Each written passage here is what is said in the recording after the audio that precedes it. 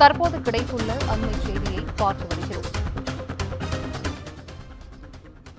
Railway திட்டத்திற்கான நில எடுப்பு பணிகளின் மீது தனி கவனம் செலுத்தி விரைவான நடவடிக்கைகளை மேற்கொள்ளப்பட்டுள்ளன என்று தமிழக அரசு தரப்பில் விளக்கமளிக்கப்பட்டிருக்கிறது. அண்மை செய்தியாக பார்த்து வருகிறோம். தமிழகத்தில் ரயில்வே திட்டங்களுக்கு தேவையான நிலங்கள் விரைந்து கையகப்படுத்தப்பட்டு வழங்கப்பட்டு வருகிறது என்று தமிழக அரசு தரப்பில் தற்பொழுது விளக்கமளிக்கப்பட்டிருக்கிறது. அண்மை செய்தியாக பார்த்து வருகிறோம். ரயில்வே திட்டத்திற்கான நில எடுப்பு பணிகளின் மீது தனி கவனம் செலுத்தி விரைவான நடவடிக்கைகளை மேற்கொள்ளப்பட்டுள்ளன என்றும் தமிழக அரசு சார்பில் தெரிவிக்கப்பட்டிருக்கிறது. கூடுதல் விவரங்களை தலைமை செய்தியாளர் சிவா வழங்கிட கேட்கலாம். சிவா, வணக்கம். இது குறித்தான விவரங்கள்.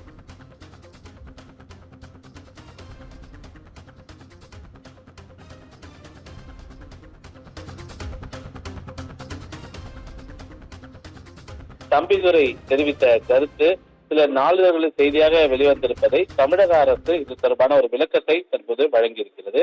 இந்த விளக்கத்தில் தமிழ்நாட்டில் ரயில்வே திட்டங்களுக்கு தேவையான நிலைகள் விரைந்து கையகப்படுத்தப்பட்டு வழங்கப்பட்டு வருகிறது என்று தமிழ்நாடு அரசு அதற்குரிய விளக்கத்தை வழங்கியிருக்கிறது.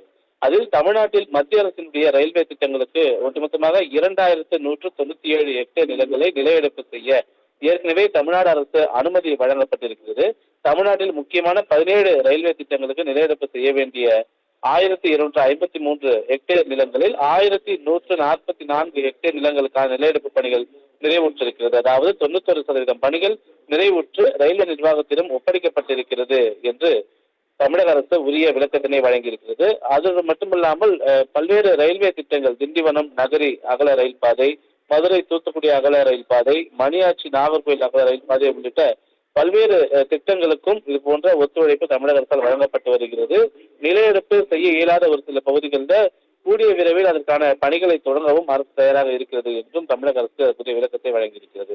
அதே போல ரயில்வே துறையால் எடுக்க வேண்டிய நடவடிக்கைகள்ல நிலுவையில் இருக்கக்கூடிய பல்வேறு திட்டங்களுக்கான காரணங்களையும் தமிழக அரசு விளக்கி இருக்கிறது. அந்த அடிப்படையில் திருவண்ணாமலை திண்டிவனம் புதிய அகல ரயில் பாதை திட்டம், அத்திப்பட்டு புத்தூர் இடையிலான ரயில் பாதை திட்டம், தூத்துக்குடி மதுரை அருப்புக்கோட்டை வழியாக செல்லக்கூடிய இந்த ரயில் பாதை திட்டம், ஈரோடு மாவட்டத்தில் கரிசக்தி பல்முனை மாதிரி சரக்கு முனையம் அமைப்பதற்கான திட்டம், மொரப்பூர் தருமபுரி புதிய அகல ரயில் பாதை திட்டம் உள்ளிட்ட பல்வேறு திட்டங்களுக்கான நிலை எடுப்பு பணிகள் என்பது தொடர்ந்து மேற்கொள்ளப்பட்டு வருகிறது.